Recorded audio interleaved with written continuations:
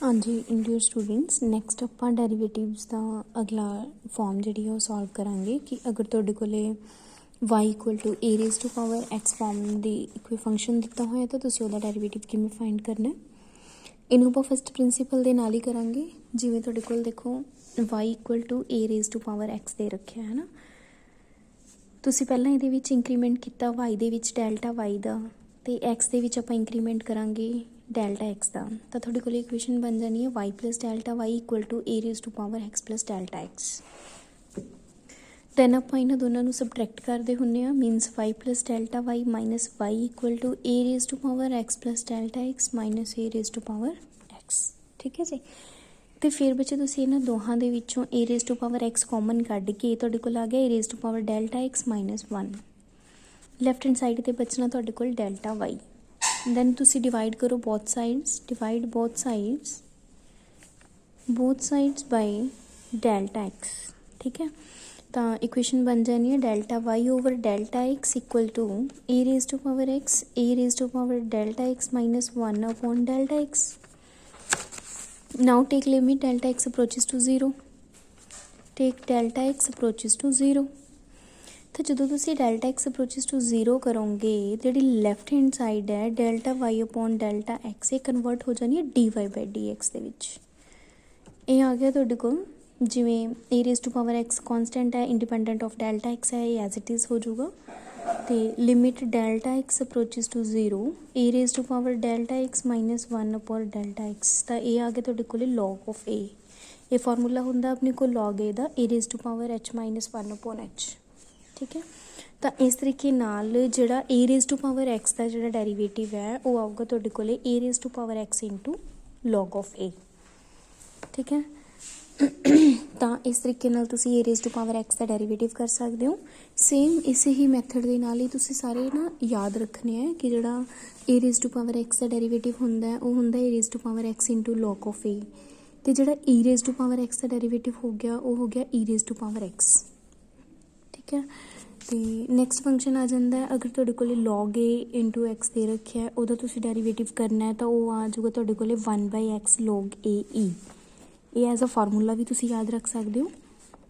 But अगर कई बार की होंदा है कि तुहाडे कोले इकल्ला लॉग एक्स दिता होया तो तुसीं ओनू लॉग एक्स का डेरीवेटिव 1 बाई एक्स जिहड़ा वो यूज़ कर सकते हो। ठीक है जी,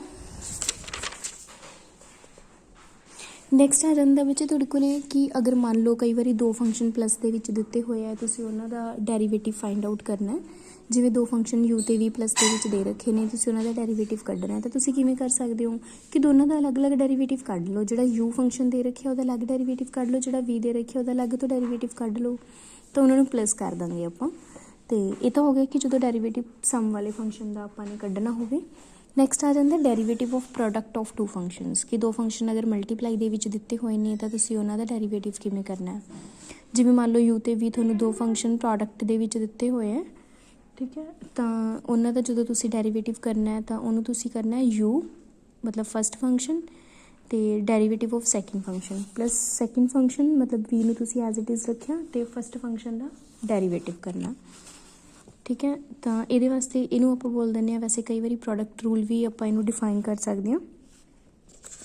तो इनू भी तुसीं एज इट इज़ एक ये रिलेटिड एग्जाम्पल्स वैसे आप सारियां करांगे, तो सारियां एग्जाम्पल्स 1 बाय 1 करवाऊँगी। नैक्सट तुहाडे कोल आ जाता है कि जो दो फंक्शन डिवाइड दे विच होण तो तुसीं उन्हां दा डेरीवेटिव किवें फाइंड आउट करना है। तो उहदे लई ये फार्मूला है कि पहला तुसीं नीचे वाले फंक्शन नूं एज इट इज़ रख दो, उपर वाले फंक्शन का with respect to X derivative कर दो।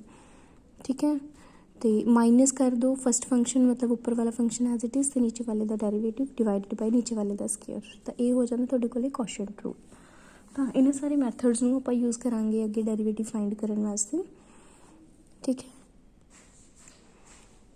हाँ जी, नैक्सट आपां हुण इहदे नाल रिलेटिड एग्जाम्पल्स करनियां ने बेटा। जिवें तुहाडे कोले फस्ट एग्जाम्पल हैगी है x4 plus 7x cube plus 8x square plus 3x plus 2।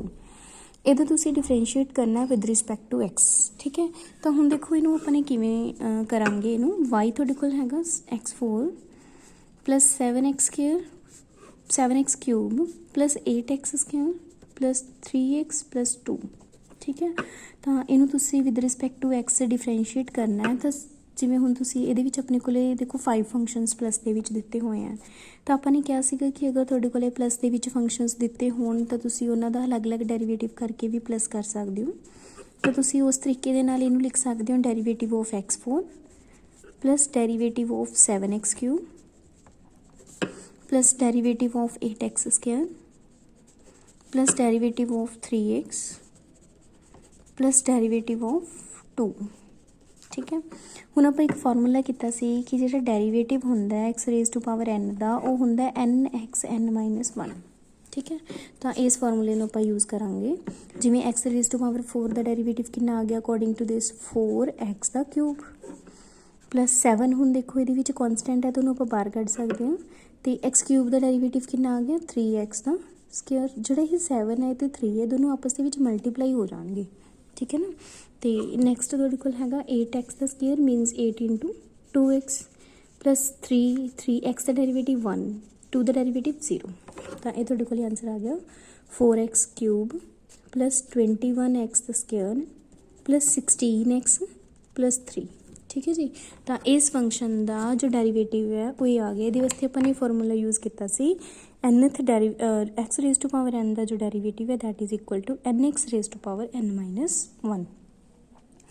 ठीक है, नैक्सट तुहाडे कोल सैकेंड जी एग्जाम्पल है वो दे रखे है कि तुसीं डिफरेंशिएट करना है फंक्शन गिवन है x-1 एंड x-2। इनू तुसीं डिफरेंशिएट करना है विद रिस्पैक्ट टू x। ठीक है, तो y इनू ओपन कर लो तुसी ब्रैकेट्स नू, तो इनू तुसी लिखोगे x square minus 2x minus x plus 2। ठीक है, तो हुण तुसी एक्स स्केयर का डेरीवेटिव इनू पहला तो तुसी जिवें लिखिया कि माइनस 2x ते माइनस एक्स नू लिखिया अपने माइनस 3x प्लस 2। डिफरेंशिएट करो, डिफरेंशिएट करके एक्स स्केयर का डेरीवेटिव 2x माइनस 3x का माइनस ऑफ 3। तो ये तुहाडे कोल इस फंक्शन का डेरीवेटिव आ गया। नैक्सट जी हैगी तुहाडे कोल थर्ड एग्जाम्पल ਉਹਦੇ ਵਿੱਚ y ਦੇ ਰੱਖਿਆ ਤੁਹਾਨੂੰ X square plus 3x plus 2 upon under root x। ਇਹਨੂੰ ਤੁਸੀਂ with respect to x differentiate ਕਰਨਾ ਹੈ। ਤਾਂ ਤੁਸੀਂ ਪਹਿਲਾਂ ਕੀ ਕਰੋ, ਜਿਹੜਾ ਇਹਦਾ ਡਿਨੋਮੀਨੇਟਰ ਹੈ ਅੰਡਰ रूट x ਉਹਨੂੰ ਆਪਾਂ ਹਰ ਇੱਕ ਦੇ ਵਿੱਚ ਅਲੱਗ-ਅਲੱਗ ਕਰਕੇ ਲੈ ਸਕਦੇ ਹਾਂ। ਜਿਵੇਂ x square upon root x ਆ ਗਿਆ, 3x अपॉन रूट x ਆ ਗਿਆ, प्लस 2 अपॉन रूट x ਆ ਗਿਆ। ठीक है, ਤਾਂ ਇਹਦੀਆਂ ਜਿਹੜੀਆਂ ਕਾਮਨ ਪਾਵਰਸ ਨੇ ਉਹ ਕੈਂਸਲ ਹੋ ਜਾਣਗੀਆਂ। ਐਕਸ ਸਕੁਅਰ ਨੂੰ ਜਦੋਂ ਤੁਸੀਂ ਐਕਸ ਅੰਡਰ ਰੂਟ ਐਕਸ ਦੇ ਨਾਲ ਡਿਵਾਈਡ ਕਰੋਗੇ ਤਾਂ X raise to power 3/2 plus 3x raise to power 1/2 plus 2x raise to power -1/2।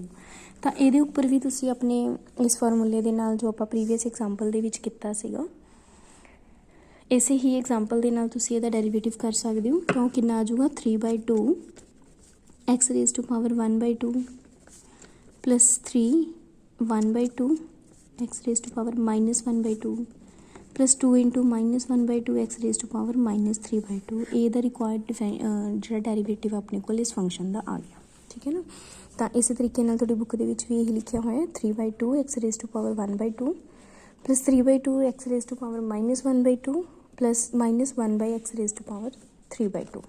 ठीक है जी, तो सेम नैक्सट बच्चे तुहाडे कोल फोर्थ एग्जाम्पल है जिहदे विच y equal to √x plus 1/√x दे रखिया तुहानूं।